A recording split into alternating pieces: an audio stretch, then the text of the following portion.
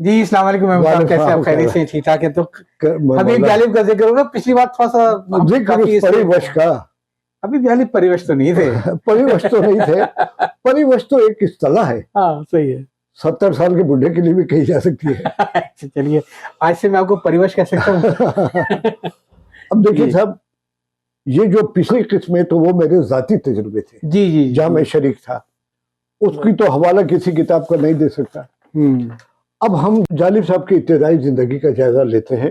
یہ تفصیل جالب بیتی ایک کتاب، جالب بیتی جالب کی کہانی خود ان کی زبانی سے لی گئی ہے، جس کی ترتیب و تحریر طاہر اصغر صاحب نے کی ہے۔ اچھا، اس کی تفصیل اس طرح بیان کی ہے کہ جالب بیتی 30 کیسٹوں پر مشتمل ریکارڈنگ ہے جو لی گئی ہے۔ اچھا، 30 کیسٹ سے، جسے کتابی شکل دینے میں کئی مراحل سے گزرنا پڑا۔ ظاہر ہے اس ٹرانسکرپشن۔ جالب صاحب ایک طویل عرصے سے علیل تھے، سانس کی شدید تکلیف کے باوجود انہوں نے یہ آپ بیتی ریکارڈ کرائی اور 30 کیسٹوں کو بار بار سنا اور کئی جگہوں پر کچھ تصحیح بھی کرائی۔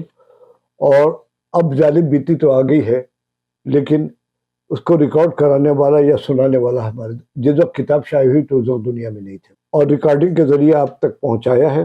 اچھا، اس کے ساتھ ساتھ ریکارڈنگ کے ذریعے آپ بیتی بہت لوگوں نے کرائی ہے۔ قطع شفائی کی گھنگرو ٹوٹ گئی، وہ بھی ریکارڈنگ کے ذریعے کی گئی ہے۔ جماعت اسلامی کے ایک لیڈر تھے خرم مراد، جی، ان کی آدھی زندگی کی آپ بیتی جو ہے 73 تک کی لمحات، وہ بھی ریکارڈنگ جو ہے ریکارڈنگ پہ کی گئی ہے، اور اس سے آگے ان کو زندگی نے مہلت نہیں تھی۔ آخری آپریشن جو کرنا تھا تو خود لکھا انہوں نے کہ 6 کیسٹیں انہوں نے نرس کو دے دی تھی کہ میں اگر واپس نہ آیا تو دے دینا، اور ان کا آپریشن ٹیبل پہ ہی ان کو ہارٹ اٹیک ہوا اور اللہ کو پیارے ہو گئے۔ ان کے بہت پرانے دوست خورشید صاحب نے، پروفیسر خورشید نے تبصرہ کیا اس کی کتاب کے شروع میں کہ زمانہ بڑے شوق سے سن رہا تھا، ہم ہی سو گئے، نہیں انہوں نے ہم ہی کو کہہ دیا، تم ہی سو گئے داستان کہتے کہتے، زمانہ بڑے شوق سے سن رہا تھا، تم ہی سو گئے داستان کہتے کہتے۔ جی اچھا، اس طرح سے میرے خیال ہے صرف خرم جہاں مراد صاحب نہیں بلکہ شاید منور حسن صاحب کی جو کتاب آئی تھی وہ بھی ان کے آڈیو ریکارڈنگ سے آتا تھا، شاید اس کا مجھے پتہ نہیں۔ ایوب خان جو ہے وہ کس طرح کرتے تھے، ان کی کتاب ہے نا جس رخ سے آتی ہے پرواز میں کوتاہی، وہی لے لو۔ وہ الطاف گوہر جو ان کے سیکرٹری تھے اجداد کے، وہ ان کو بلا کر کے متن زبانی سمجھا دیتے تھے، وہ اس کو لکھتے، پین ڈاؤن کرنا، قلم بند کرتے تھے، اور اس کو الطاف گوہر نے اپنی کتاب میں تحریر قبولہ بھی ہے کہ ہاں میں ایسا کرتا تھا۔ اچھا، اس کتاب کے متعلق جالب صاحب کا گاؤں میانی افغانان، ضلع ہوشیارپور، مشرقی پنجاب کے قریب تھا، صحیح، جسے دوآبا بہشت بھی کہتے تھے۔ اچھا، ان کے والد محترم صوفی عنایت اللہ کو پڑھنے لکھنے سے دلچسپی تھی۔ اپنے ذاتی مشاہدات، تجربات، بزرگان دن کے قصے اور خاندان کے بارے میں ان کے قلمی نسخے سینکڑوں صفحات پر مشتمل تھے۔ ان کی ایک کتاب گل ہے عقیدت کے نام سے شائع بھی ہو چکی ہے۔ جالب صاحب نے آنکھ کھولی تو ایک کچے گھر میں تھے، ارد گرد غربت اور افلاس کی انتہا تھی۔ وہ کچا مکان بارشوں میں اکثر ٹپکتا رہتا تھا۔ والدہ اس کی لیپا پوتی کرتی رہتی تھی۔ جب پہلی جماعت میں داخل ہوئے تو ان کی عمر 6 یا 7 برس تھی۔ ان کے دوست بھی مفلسوں کی اولاد تھے۔ خان صاحبوں کے بچوں کی طرح سوچنا بھی مشکل تھا، جو خان صاحبے گاڑیوں سے آتے جاتے تھے۔ ہر سال کپڑوں کا ایک جوڑا ملتا تھا اور بطور عیدی ایک آنا ملتا تھا۔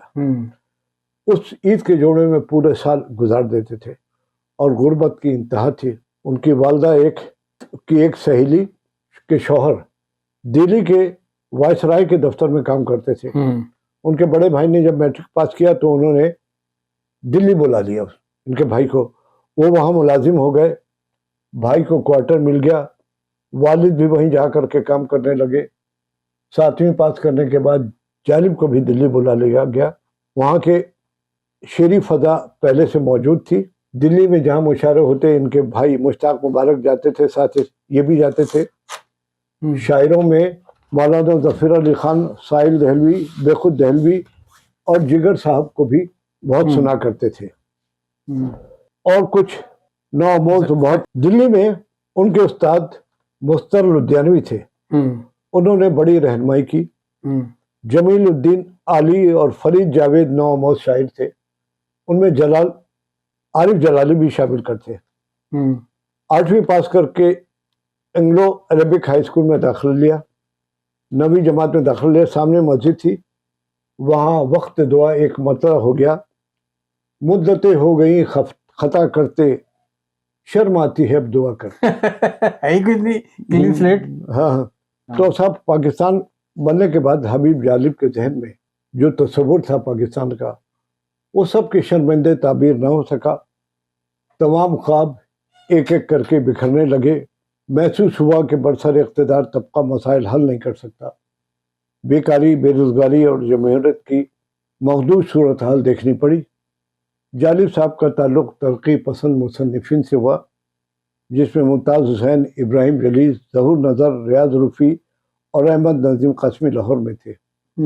کراچی کے دوستوں میں جنہوں نے متاثر کیا ان میں حیدر بخش جوتوئی تھے، آزاد پاکستان پارٹی بنی، اس میں میاں افتخار بھی تھے، انہوں نے پرچہ امروز نکالا۔ اس زمانے میں ہر سال ڈان گروپ جو تھا انگریزی اخبار ایک مشاعرہ کراتا تھا، مجاز لکھنوی بھی، شاید اصطلاح تھی عظیم الڈان مشاعرہ، عظیم الڈان مشاعرہ، مجاز لکھنوی بھی آیا کرتے تھے، ان کی ڈیوٹی لگ گئی مجاز کے ساتھ۔ صحیح۔ مجاز بڑا شاعر تھا، معصوم تھا اور منصف مزاج تھا، ان کی صحت اچھی نہ تھی تاہم ان کی شراب نوشی جاری رہی۔ کراچی میں ان دونوں شراب کی دکانیں کھلی رہتی تھی اور مجاز بار در بار پھرتے رہتے تھے۔ جالب نے ان قمر جلالوی، نہال سیواری، سیما اکبر آبادی کو غور سے سنا۔ ایک بار بزم اقبال کا مشاعرہ ہوا، انہیں منتخب کیا گیا۔ اچھا، شاعروں میں ایک حسد بھی ہوتا ہے ایک دوسرے سے کہ اس کو کیوں داد زیادہ مل رہی ہے، اور ترنم سے پڑھنے والوں سے زیادہ حسد ہوتا ہے، ظاہر ہے۔ اس زمانے میں جگر مراد آبادی اور حفیظ جالندری ترنم سے پڑھتے تھے۔ ایک مرتبہ جالب صاحب جالب اور راغب مراد آبادی جمیل الدین علی سے ملے گئے، یعنی جالب کے ساتھ راغب مراد آبادی سے۔ علی صاحب اس وقت نوجوان شاعر تھے، ان کا چہرہ اور حالت بھی شاعرانہ تھی، گریبان کھلا، یہ سٹائل تھا نا، ٹائی ڈھیلی، ان سے تعارف کرایا گیا۔ علی جی کی فرمائش پر جالب نے ایک شعر کہا، شعر سن کر بولے جالی جی یہ شعر تمہارا ہے؟ انہوں نے حامی بھری تو انہوں نے کہا پھر تم اس کے ساتھ کیوں آئے؟ صحیح، یعنی راغب مراد آبادی کے ساتھ کیوں آئے؟ یہ ایک رد عمل تھا ان اساتذہ کے خلاف جو غزوں کا کاروبار کرتے تھے۔ ان کاروبار کرنے والوں میں سیماب اکبر آبادی، رئیس امروی، قمر جلالوی اور راغب مراد آبادی لوگوں کو غزلیں لکھ کر دیتے تھے پیسے کے، قلم کی مزدوری سے۔ ہاں، وہ کسی شاید ہمارے یہ ماہر القادری نے لکھا کہ ایک جیب میں پیسے ڈالو شیروانی کے، دوسری جیب سے ایک غزل نکال لو، یہ تھا۔ انہوں نے جنگ اخبار میں نوکری کر لی جالب نے، لیکن ان کے ذہن میں پنجاب آتا رہا کہ انہیں پنجاب میں ہی رہنا چاہیے۔ ایک دن میر خلیل الرحمان سے کہا جناب میں آپ جانا چاہتا ہوں، انہیں مجھے پنجاب یاد آ رہا ہے۔ میر صاحب نے پوچھا کیا بھائی ہم سے کوئی غلطی ہو گئی؟ جالب نے کہا آپ نے تو ہماری بہت سرپرستی کی ہے، لیکن ان کے مقابلے پہ میاں افتخار جو تو ترقی پسند اور کمیونسٹ لیڈر تھے، بڑے پیسے والے تھے، انہوں نے امروز نکالا، اس سے اخبار نکالا، اس سے 5-6 آدمی نکالے، ان میں جالب بھی تھے۔ اس دوران ان کا لاہور آنا ہوا، شادی بھی ہو گئی، پھر کراچی چلے گئے، منزل اور تھی ان کی، اس لیے فلموں سے رابطہ پیدا ہوا، علاؤدین سے ان کی گپ شپ چلتی تھی۔ اب وہ علاؤدین جو تھے ان کے دوست تھے، شعر ترنم سے پڑھتے تھے، انہوں نے اپنی غزل سنائی تو اس نے کہا علاؤدین نے کہ آپ لاہور میں آ جائیں، صحیح، آپ کے لیے فلم کے گیت لکھوائیں گے، معاشی حالت بہتر ہو۔ لاہور علاؤدین کے ہاں قیام کیا، ان کے گھر پہ۔ وہ جالب صاحب کو صبح 5 روپے روزانہ دیتے تھے، اچھا، اس زمانے کے 5 روپے، اور کہتے تھے کہ آپ ادھر ادھر گھومیں، ہم کوشش کر رہے ہیں کہ آپ سے گانے لکھوائے جائیں۔ جالب کی پہلی کتاب تھی بلکہ آوارہ، اس کتاب کو لکی اشاعت کے مکتبہ کاروان لاہور سے شائع کیا گیا۔ ان کے مالک چودھری عبدالحمید کے پاس گئے، ایک امتحان سے گزرنا پڑا۔ ان کو شک تھا کہ جالب خود شعر نہیں کہتے، تو دوسرے کا کلام لے کر کے جمع کر کے لائے ہیں چھپانے۔ انہوں نے کہا کہ میں آپ کو ایک مصرع تحریر دیتا ہوں، آپ اس پہ 2-4 شعر کہہ لیں۔ اور خیال و فکر کی بات نہیں، میں صرف دیکھنا چاہتا ہوں کہ آپ میں شعر کہنے کی صلاحیت ہے۔ انہوں نے مصرع طرح کیا، انہوں نے تھوڑی دیر میں 5-6 اشعار لکھ دیے، تو اب وہ مطمئن ہو گئے اور پھر ان کی کتاب ٹیسٹ پاس کر لیا۔ ہاں ٹیسٹ پاس کر لیا، بلکہ عبارت شائع ہوئی اور بطور رائٹر کچھ ان کو انعام بھی ملا اور عزت بھی افزائی بھی ہوئی۔ اکتوبر 58 میں ایوب خان ایک فوجی بغاوت کے ذریعے اقتدار میں آئے۔ آتے ہی انہوں نے 1956 کا دستور منسوخ کر دیا۔ ویسے بھی مارشاء اللہ کا مطلب دستور کی منسوخی ہے، مارشاء اللہ اور آئین دستور کیسے چل سکتے ہیں؟ وہ دستور جس کو بننے میں 9 سال لگے تھے۔ تو اس پر انہوں نے، ایوب خان نے اپنے سینئر وزیر منظور قادر کو نیا دستور بنانے کا کام سونپا۔ انہوں نے بی ڈی سسٹم کا دستور بنایا کہ لوگ بی ڈی ممبر کریں گے اور بی ڈی ممبر صدر کو جو ہے منتخب کرے گا، یعنی سارے ووٹروں کی نسبت بی ڈی ممبر کو خریدنا زیادہ آسان تھا۔ اور انہوں نے صدارتی نظام لایا، جی ہاں، پارلیمانی ختم کر کے بنیادی جمہور پر تھا، اس کو 62 کا دستور کہا جاتا ہے۔ جالب نے اس دور میں اس دستور پر ایک نظم کہی۔ انہی دنوں مری میں ایک مشاعرہ تھا، ایک دوسرے کو کٹوانے کا بڑا رواج تھا۔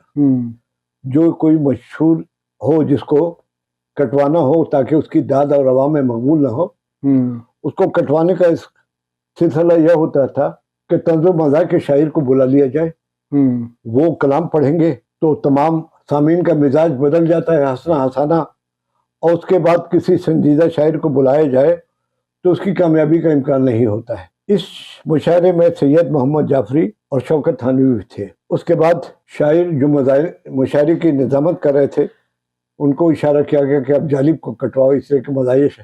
جالب نے وہ اشارہ دیکھ لیا تھا تو سوچا کہ یہاں غزل نہیں چلے گی، جبکہ 3 مزاحیہ لوگ پہلے ہنسا چکے ہوں۔ ہاں، پھر تو رنگ محفل بدل گیا، پھر تو رنگ محفل بدل جائے گا۔ تو انہوں نے سوچا کہ ان کا فرض بنتا ہے کہ اس کے خلاف آواز اٹھاؤں۔ انہوں مائک پہ آئے، انہوں نے کہا کہ آج خلاف معمول نظم عرض کروں گا، اور نظم کا عنوان ہے دستور۔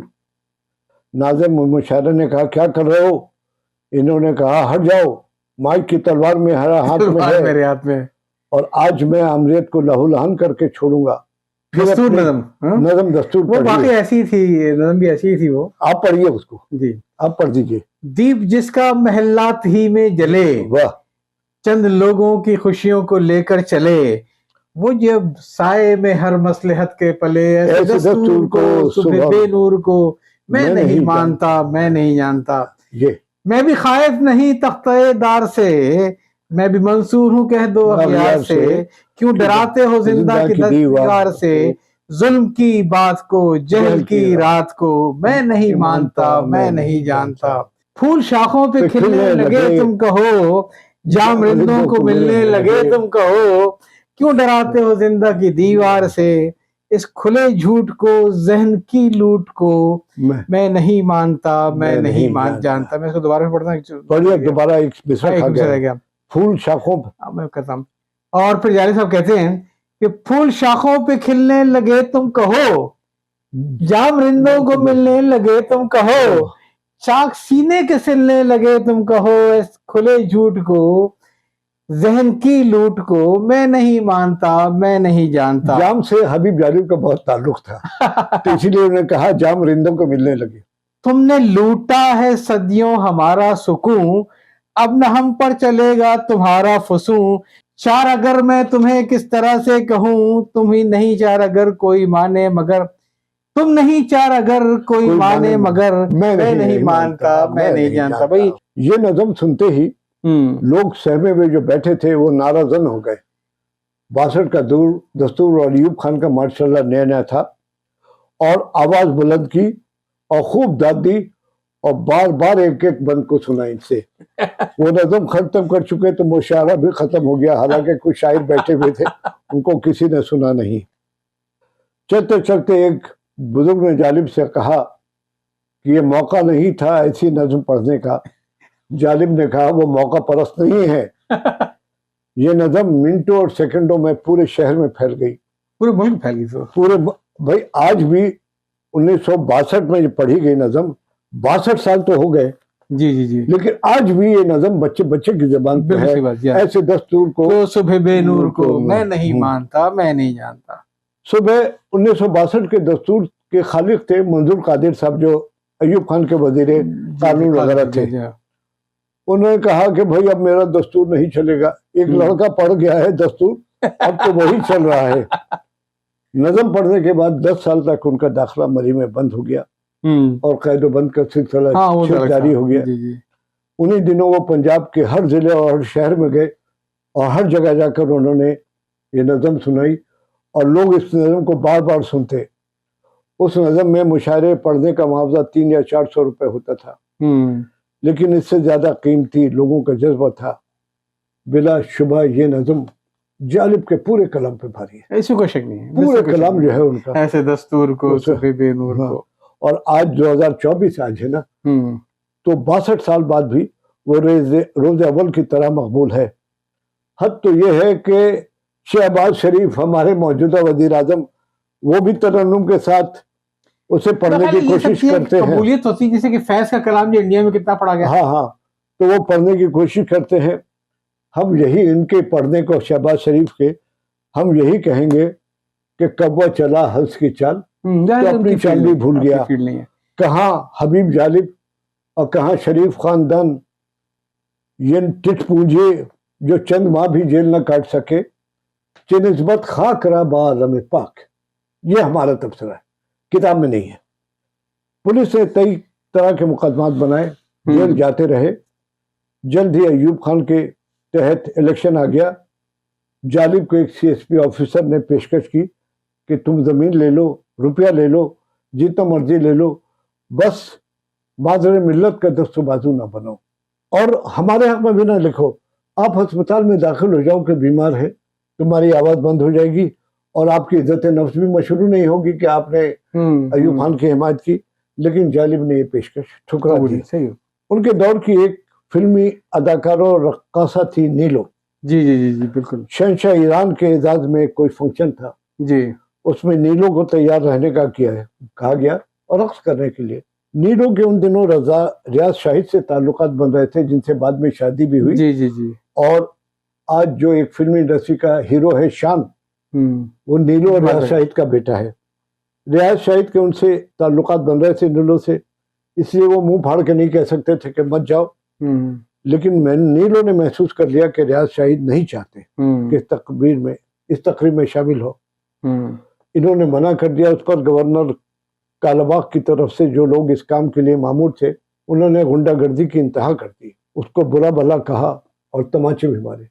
اس پر نیلو نے خواب آور گولیاں کھا لی۔ حبیب جالب اور ریاض شاہد اسے دیکھنے کے لیے گئے ہسپتال۔ واپسی پر جالب نے کہا کہ نیلو بیگم نے بڑا ہی اینٹی امپیریلسٹک رول کیا ہے، اس نے شہنشاہ ایران کے سامنے ناچنے سے انکار کر دیا ہے۔ اس پر ایک نظم ہو گئی۔ ریاض شاہد نے وہ نظم بولا کہ شہنشاہ ایران امریکی سامراج کا SHO ہے، اس کو سننا چاہا تو جالب نے وہ نظم سنائی۔ اب آپ پڑھیے وہ نظم۔